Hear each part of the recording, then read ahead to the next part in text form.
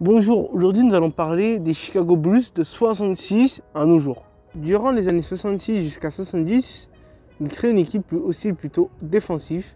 Et un événement va se produire durant la fin des années 80 lorsque Jordan décide de signer aux Chicago Bulls en provenance de l'université de Charlotte. Au début, Jordan n'était pas vraiment glorieux et il a connu une ascension plutôt dans les années 91 lorsque Jordan remporte pour la première fois les playoffs. Nous sommes donc en fin 91, début 92 et les Chicago Bulls remportent leur premier titre, mené par Michael Jordan et l'entraîneur Phil Jackson. En 92, ils remportent aussi les playoffs pour la deuxième année consécutive. En 93, il y a une arrivée qui arrive, Scottie Pippen, l'un des meilleurs attaquants de la NBA de tous les temps. À eux deux, ils forment le duo le plus insaisissable. Fin des années 93, ils remportent encore les playoffs. Et une arrivée spectaculaire en provenance de Orlando, Dennis Rodman, qui était l'un des meilleurs défenseurs de toute la ligue, et d'ailleurs qui le restera de tous les temps. Nous voilà donc en 93, et une arrivée fracassante de Dennis Rodman en provenance des Spurs de San Antonio. Il a tout pété sur son passage, c'est l'un des meilleurs défenseurs de toute la ligue et d'ailleurs de tous les temps. À eux trois, avec Michael Jordan, Scottie Pippen et Dennis Rodman, ils ont formé l'un des meilleurs trios de tous les temps et l'une des équipes les plus invincibles de tous les temps de 93 à 98. Donc nous revoilà donc en 94 et Michael Jordan décide de prendre sa retraite à la fin des années 94 après son quatrième titre de playoff et de partir jouer au baseball pour une équipe de Chicago. Donc nous revoilà donc en 96, un an après le départ de Jordan, et le revoilà revenu dans l'équipe des Chicago Bulls pour établir un nouveau record et de remporter le 6e titre des playoffs pour les Chicago Bulls. À la fin des années 96, les Chicago Bulls établissent un nouveau record et ont remporté donc un 5e titre de playoffs. Et c'était l'année où Jordan devient champion olympique avec les USA, en Grèce notamment aussi. Nous revoilà donc en 98 et c'est la fin de Jordan, de Scottie Pippen et de Dennis Rodman qui sont gentiment ramenés vers la sortie parce que le directeur de la franchise décide de reformater une nouvelle équipe dans les années 99-2000. Un gros flop parce que l'équipe ne gagnera plus aucun titre à la fin des années 98. Nous allons donc passer sur la partie un peu plus sombre des Chicago Bulls. Que dis-je Nous voilà donc en 2007 et l'un des meilleurs joueurs de NBA de tous les temps décide de signer aux Chicago Bulls. Non, je rigole. Non, c'est l'un des joueurs de NBA les plus nuls que j'ai vu. L'un des plus nuls. Joachim Noah, ta carrière elle est claquée au sol. Donc, j'explique. Joachim Noah signe en 2007 chez les Chicago Bulls.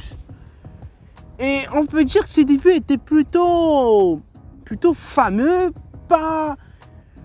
étaient plutôt bons pour un début. Puis, au fil des années, il y a eu quelques petits problèmes, Monsieur Noah. Monsieur Noah a commencé à faire des bêtises, si je peux me le dire. Puis donc en 2016, il décide de quitter les Chicago Bulls pour aller signer aux New York Knicks. Après les New York Knicks, on connaît tous l'histoire de Joachim. Hein. Il a fait une saison et après il s'est barré. Pourquoi? Parce que c'était un joueur qui était instable mentalement et physiquement aussi. Je suis désolé, mais frérot, tu peux pas, tu as fait des conneries, tu étais dopé, je ne sais pas quoi mon frère. Arrête un peu, arrête hein. Et après, après tu es parti au Memphis Grizzlies pour devenir quoi? Capitaine de l'équipe de Memphis. Mais ben putain, ils avaient plus de place dans l'effectif, hein, je crois. Nous voilà donc en 2008, et l'un des joueurs que j'affectionne le plus au monde, enfin, pour moi, un joueur qui m'a beaucoup donné confiance en moi, c'est Derrick Rose. Parce que pour moi, c'est un destin tragique, pas tragique, mais beaucoup de pépins physiques, Derrick Rose. Mais gros, tu étais l'un des meilleurs joueurs des Chicago Bulls, après Jordan bien sûr, hein. Un des meilleurs tireurs, frère. Tu as réussi à amener une équipe en finale des playoffs en 2012 quand même. Pour ça, je te dis chapeau, frère. Tu vois, juste pour ça, Juste parce que t'as mouillé ton maillot, je te respecte. Donc Derrick Rose a commencé en 2008 avec une saison tonitruante, avec des excellentes stats. Avec des excellentes stats. En 2009-2010, c'était pareil, des excellentes stats et tout. Il devient même leader des Chicago Bulls. 2011-2012, ça commence un peu à sentir un peu le roussi au niveau physique pour Derrick Rose. Notamment parce que Derrick Rose était connu aussi pour avoir des gros problèmes physiques. Et Dieu sait qu'il en a eu dans sa carrière. Ça arrive à tout le monde, mais il s'est pété les genoux, il s'est tordu la cheville. Donc, du coup, il a raté beaucoup de matchs. Il a passé beaucoup plus de temps à l'infirmerie que sur le terrain. Du coup, il a rompu son contrat en 2016. Où, en gros, c'est pas lui qui l'a voulu, mais c'est les Chicago Bulls qui l'ont débarrassé. Comme s'il s'en servait plus. Comme une vieille chaussette plutôt. Et du coup, il a refourgué aux New York Knicks. Et les New York Knicks, c'est pas très bien passé pour lui non plus. Du coup, maintenant, il a signé. Après, il a fait une année chez Minnesota Timberwolves. Mais ça s'est mal passé aussi.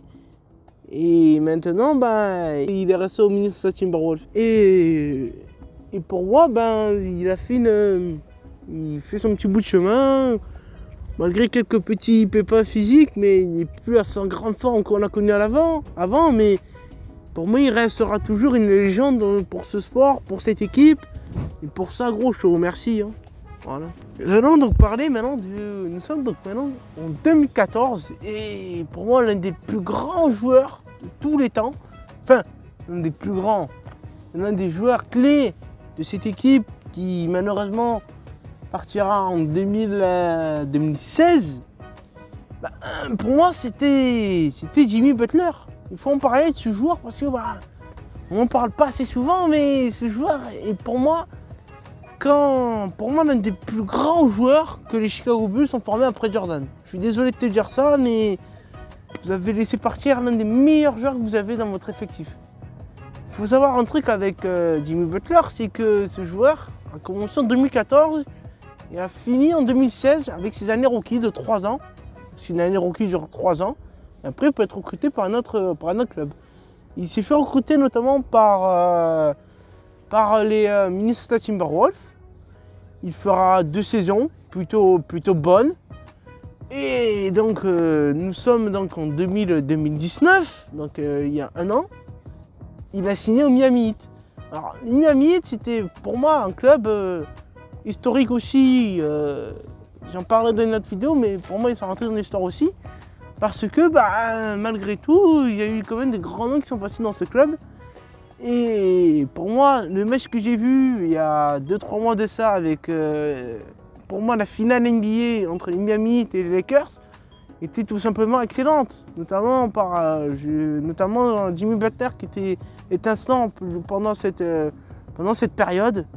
Qui pour moi a amené une équipe qui n'a pas vu les finales pendant plus de 7 ans, depuis 2014. Donc pour moi, je lui dis chapeau et continue comme ça, frère.